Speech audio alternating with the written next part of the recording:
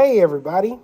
So, The Rock joined the Bloodline and came back wearing a vest that looks a lot like his classic gear in 1998.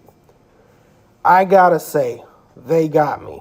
And I'd be lying if I said that I saw this coming, because I didn't.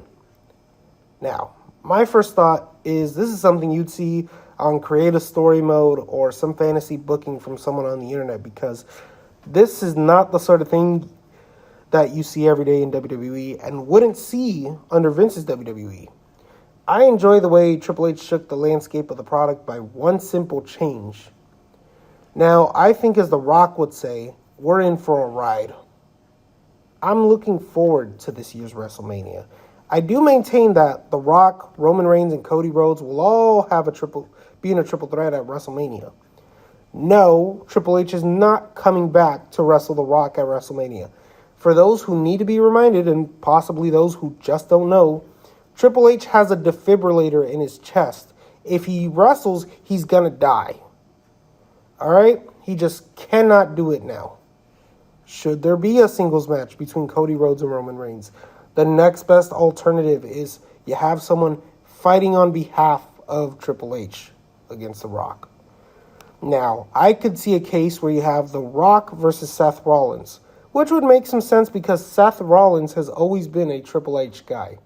He recently has defended Cody, and on top of that, he has no opponent for WrestleMania, with the exception of Drew McIntyre. But there's no obvious story for Seth Rollins right now.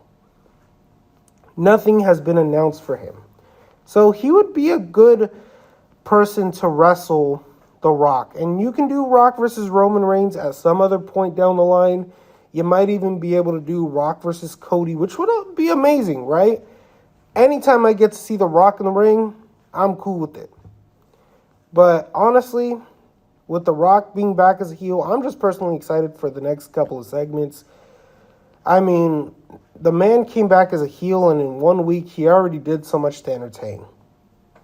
He brought back a lot of things. For example, he started referring to himself in the third person, and he'd been doing that since the ESPN interview, or, the Pat McAfee interview. So I knew at that point he was turning, because that's something heel Rock would do, not really babyface Rock. So you put that up, and then you take into account the segment that happened with Cody Rhodes, Seth Rollins, and Drew McIntyre. And I already knew that the whole segment with Cody Rhodes stepping aside for The Rock was a complete swerve, and there was some chicanery going on.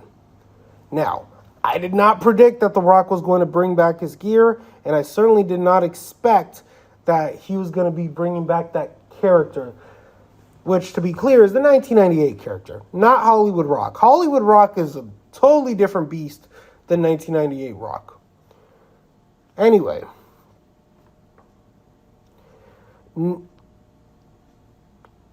it's a welcome surprise nonetheless. What's going to be interesting is to see how the Roman Reigns Rock dynamic is going to be. From the looks of it, Roman has been playing little brother to The Rock, which is going to be interesting because Roman was a big talker before The Rock came in, and now he's just been silenced. I basically have not really heard much from Roman Reigns since The Rock slapped Cody Rhodes.